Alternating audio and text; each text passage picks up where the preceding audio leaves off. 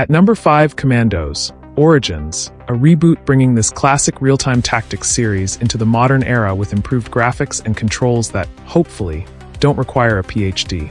It's an origin story about how the squad came together to fight the Nazis. Not exactly groundbreaking, but you don't play Commandos for the story. This is a hardcore tactical game making a comeback, and there aren't many titles this deep and polished in the genre anymore. It already looks much more refined than Commandos, Behind Enemy Lines, but the real question is whether it can modernize itself without alienating fans. Personally, I hope it's great. I want more games like this. Fingers crossed it doesn't just rely on nostalgia. Commandos: Origins launches on April 9th for PC and Xbox Series. At number 4, South of Midnight, from the team behind We Happy Few Compulsion Games. This time, they're taking us to the Deep South, where a hurricane wipes out your hometown, Prospero, but something feels off. This isn't just any storm. Suddenly, folklore is no longer just stories, it's real. Luckily, you've got magic on your side. The whole game has a strong Tim Burton vibe, but with a much more Louisiana feel. It looks like it'll be a unique action-adventure experience, and I'm definitely intrigued. South of Midnight launches on April 8th for PC and Xbox Series. At number 3, Into the Dead: Our Darkest Days. This game takes everything you'd expect from a zombie game, blowing off heads, stockpiling shotguns, and asks, what if it were much more depressing? Yes, there's zombie action, but in a very unconventional way. It's a side-scrolling survival game, like This War of Mine meets The Last of Us, but with a strong Texas vibe. Seriously, this game smells like Texas. You'll manage resources, make tough decisions, and deal with that constant feeling of doom. It might not be the most uplifting experience, but it's definitely an interesting one. Into the Dead: Our Darkest Days releases on April 10th for PC. At number 2, Fatal Fury: City of the Wolves. SNK is not messing around. Fatal Fury has been dormant for 26 years.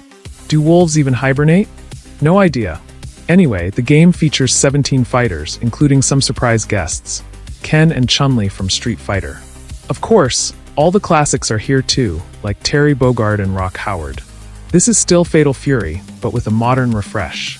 Thankfully, it keeps its 2D fighting roots intact while going for a more comic book-style aesthetic, which I think looks fantastic. It sets itself apart from Street Fighter 6, which is a good thing. They were always pretty similar back in the day. I grew up playing fighting games in arcades, and Fatal Fury was a big part of that. I can't wait to play City of the Wolves when it drops on April 24th for PC, PlayStation, and Xbox Series. And finally, at number 1, Clair Obscur: Expedition 33, a turn-based RPG set in a dark fantasy world. The premise? There's a malevolent force called the Paintress. Every year, she paints a number in the sky, and everyone of that age just vanishes. Now, the number is reaching 33, and humanity's fate depends on this final expedition, the 33rd attempt to stop her. What makes this stand out is that it's a turn-based RPG, the kind of story you'd expect from a classic game. Except back then, they didn't really do narratives this complex.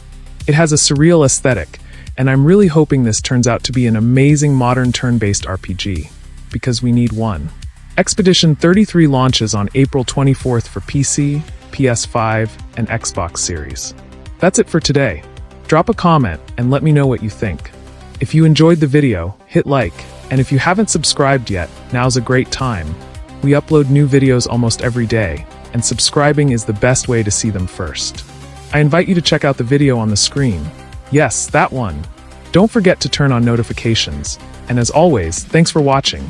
And remember, we are Gamespedia EX, your AI favorite video game source. I'll be back.